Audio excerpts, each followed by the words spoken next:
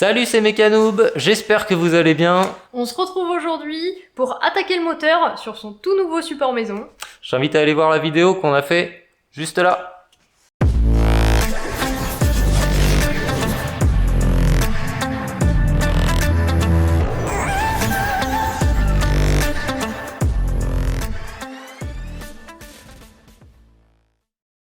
On commence par retirer le cache-culbuteur. Couvre-culasse.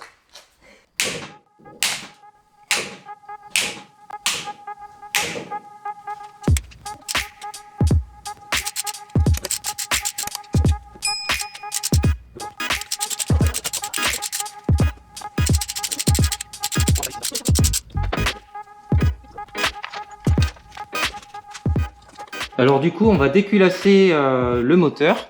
Pour ce faire, on a besoin de retirer les 4 bougies.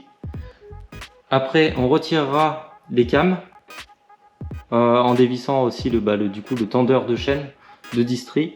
Et après, on pourra accéder aux vis de la culasse pour déculasser.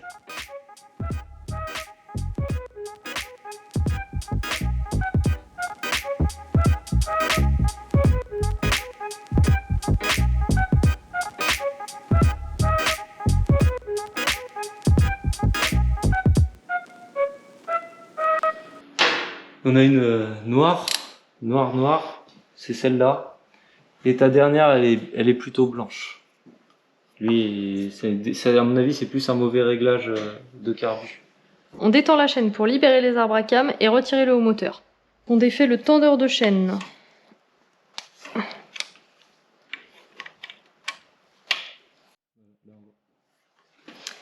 Hop. Ok. Donc tendeur de chaîne retiré. Ah vache. Il y a une couille. Pourquoi? J'ai peur que ça se torde. Prends notre clé. La vis qui est juste là. Coupe tout de suite. On l'a niqué. Bon bah ça y est, les cams ont été retirés. On a eu quelques galères, mais ça l'a fait. On n'a rien abîmé. On a contrôlé, on n'a rien abîmé. Les surfaces sont bien planes, que ce soit au niveau des cams comme la culasse. Maintenant, on s'attaque au démontage de la culasse et go. On va y aller à la clé à choc. Parce que, bah, comme d'hab, avec la clé à cliquer, on n'y arrive pas. Ah, j'aime pas ça. La clé à choc là-dedans. Vas-y. C'est chaud ce que je fais là. Ouais, un peu. Oh, je me pète la gueule. Hein. Putain. C'est trop flippant. Je l'augmente un peu ou pas? 200 c'est peut-être juste, hein? Non, reste en 200.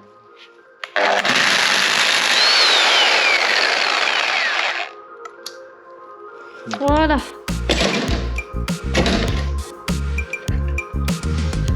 Il y a quelque chose qui vient. Oui. Voilà. C'est la chaîne. Hop, embarque ça.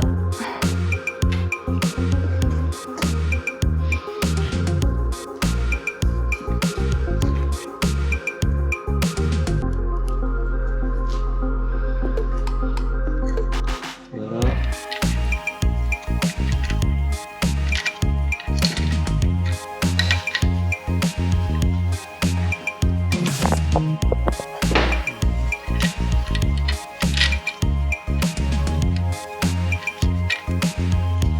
Tadam! On voit que les cylindres sont en bon état, il n'y a pas de rayures. Donc on va juste passer un petit coup de belle gomme alu sur les pistons pour les décalaminer. Hop là. La brosse à dents dégueulasse.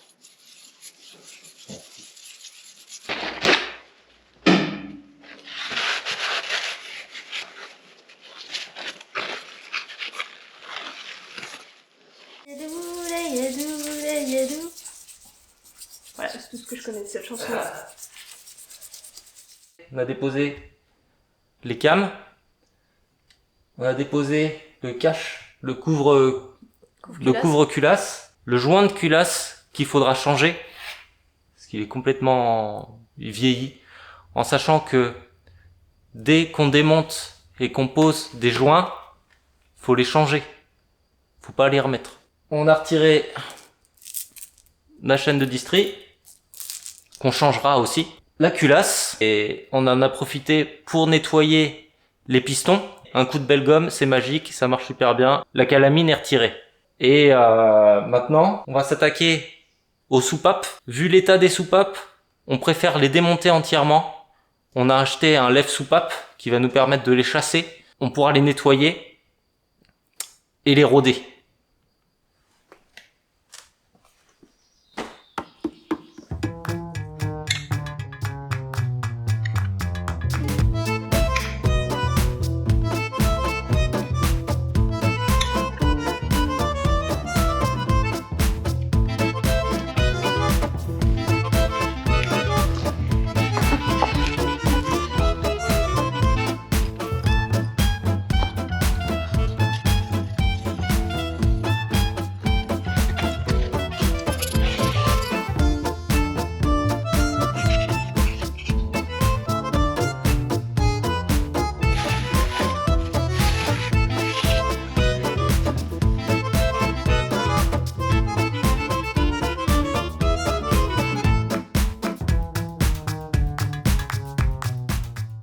On a fini de nettoyer la chambre de combustion. Là, on va retirer les soupapes à l'aide d'un lève-soupape. Donc cet outil nous sert à comprimer le ressort pour sortir les demi-lunes, ici et là, qui viennent maintenir la soupape en position. Donc en les retirant, on va pouvoir les extraire. Attends. Hop, hop.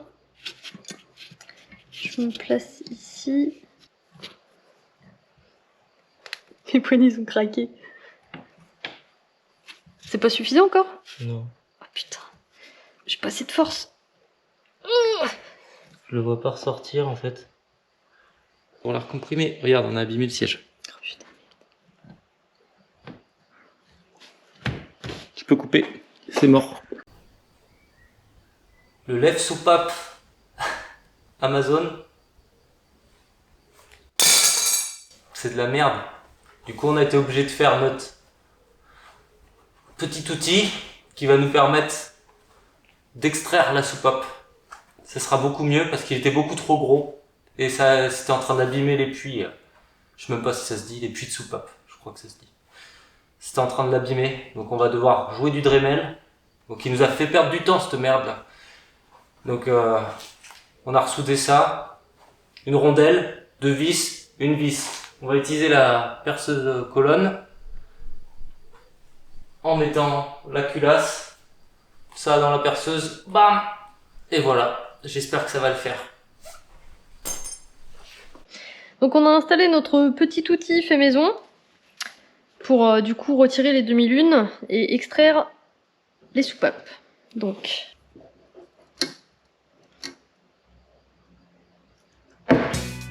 C'est dur d'ailleurs. m'a fait peur.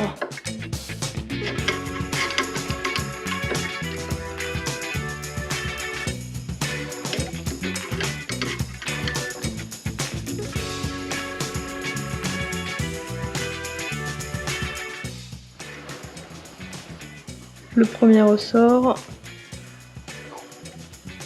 et le deuxième qu'il faut bien garder dans le même sens. Ouais. Comme ceci.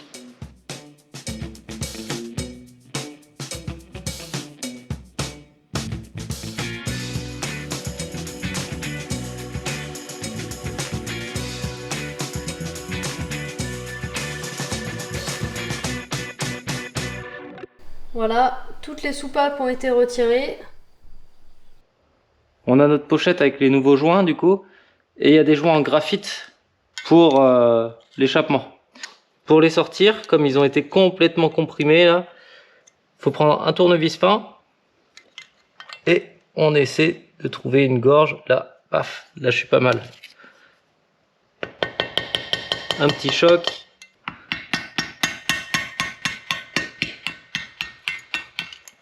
Voilà.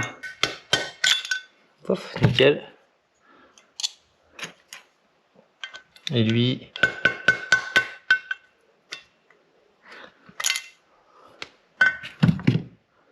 Hop.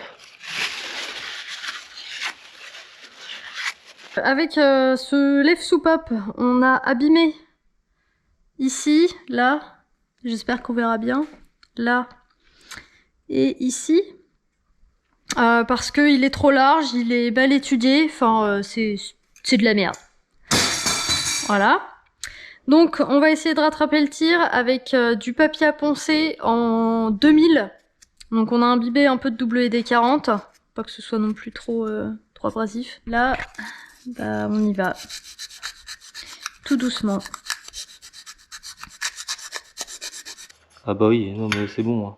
C'est bon? Ah bah oui. Bon, je m'arrête là du coup. T'as fait ça bien. Hein. Bon, nettoyage des petites soupapes. Le but c'est pas de les faire chromer. C'est de dégrossir un petit peu la couche de calamine qu'on peut avoir. Donc, on va retirer les joints qui se trouvent dans les puits là. C'est les joints de queue de soupape. Ouais.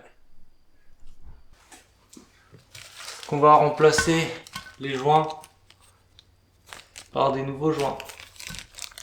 Après avoir retiré les joints de queue de soupape, on va s'attaquer au rodage des soupapes. Du coup, on a testé sur une soupape et c'est validé. Donc là, on va faire en premier temps toute l'admission et ensuite on fera l'échappement.